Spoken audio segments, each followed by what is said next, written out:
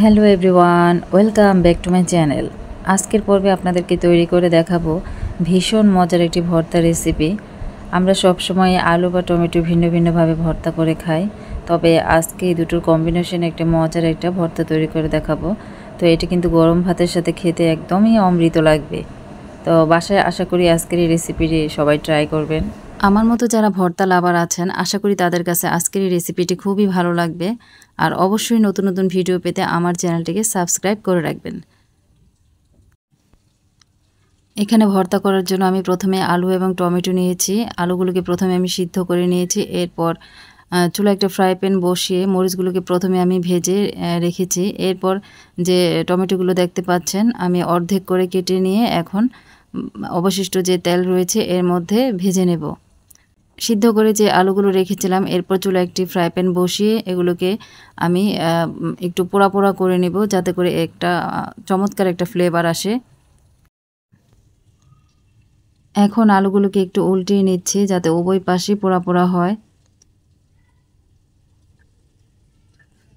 তো দেখতেই পাচ্ছেন আলুগুলো সুন্দরভাবে আমার পোড়া পোড়া হয়ে গেছে। এরপর আলুগুলোকে ছিলে নিয়েছি। আপনারা দেখতেই পাচ্ছেন আলুর মধ্যে যে কালো অংশটা রয়েছে এটা কিন্তু আমি ফেলিনি, কারণ এটাতেই কিন্তু আলুর একটা চমৎকার ফ্লেভার আসবে।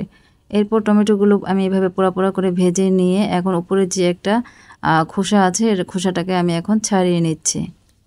তো এবার যাই হোক, ভর্তা করার পালা। আমি মরিচগুলো আগেই কিন্তু ভেজে রেখেছিলাম, আর এখানে আমি কাঁচা পেঁয়াজ ব্যবহার করেছি, এতে করে আমার কাছে ভর্তাটা খেতে ভালো লাগে। তো এখন মরিচ আর লবণ মাখিয়ে নিচ্ছি, এরপর পেঁয়াজগুলো মাখিয়ে নেব।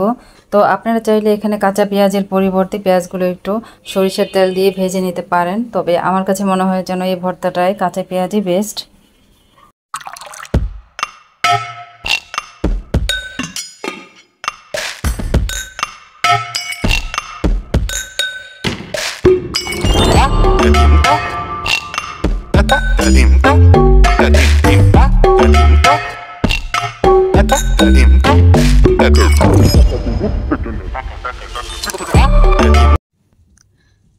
পেঁয়াজগুলো মাখানো হয়ে গেছে, এবার আমি আলু আর টমেটো একসাথে মাখিয়ে নেব।